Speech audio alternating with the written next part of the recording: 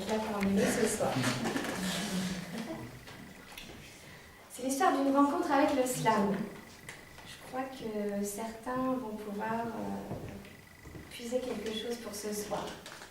Lorsque la plume s'est posée pour la première fois sur les cahiers de sa poésie, il n'imaginait pas ce qu'il allait vivre aujourd'hui.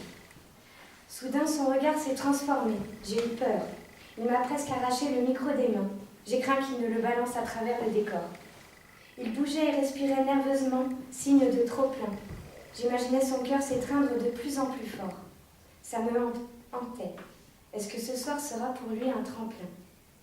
Je me remémore sa fébrilité sur le chemin, son air habituellement serein qui s'est peu à peu éteint, avançant tel un prisonnier sous l'angoisse de son triste sort. L'homme que je connaissais était en train de se décomposer. Mais à sa place, qui allais-je rencontrer ? Un homme se briser ou un homme qui va se retrouver ? La scène a commencé, alors il s'est immobilisé. Et la salle s'est animée, invitée à voyager au rythme de ses passagers. Ce soir encore, le slam a diffusé tout son parfum.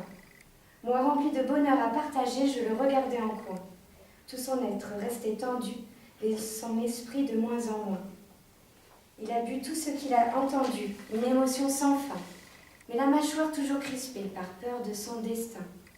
Il sent en effet qu'ici tout peut se rejouer. Est-ce qu'il le veut vraiment ? Il n'en est pas certain.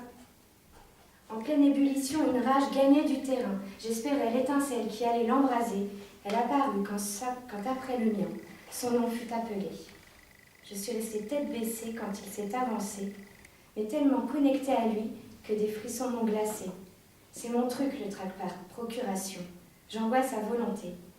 Après les encouragements, le public se fit feutrer, et l'attente fut trop longue, je n'ai pu résister à regarder vers lui et lui sourire pour le booster.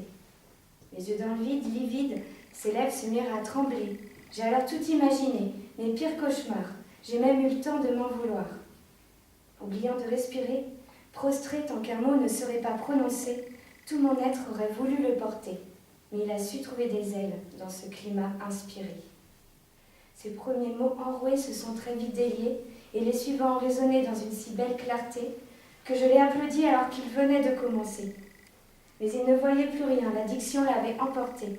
Son ton devint déterminé, avec un brin de férocité. Son visage habité était le reflet de la lutte qu'il venait de mener. Transcendé, il renaissait de ses troubles, au fur et à mesure de ses vers offerts à la foule, comme si un instinct de survie l'avait fait se révéler. Il a déclamé toutes ses retenues, c'est aux larmes qu'il m'a ému de le voir se libérer, enfin se mettre à nu. Son dernier mot prononcé l'a illuminé, son naufrage était devenu du passé. Plus que rassuré, il était fier d'être ce mec un peu paumé, qui avait en lui une sacrée force qui sommeillait. Dans ses yeux, on comprenait qu'il en était le premier surpris, qu'il lui faudrait quelques heures pour reprendre ses esprits, et qu'il se rappellera toujours d'aujourd'hui. Le jour où il a retrouvé ce sens à la vie, la liberté d'exister, sans devoir s'excuser d'être imparfait. Il a compris la richesse que c'était d'avoir cette rage.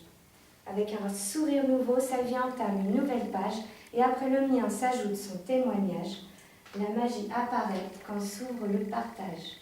Ainsi, le fardeau de son passé a fait naufrage.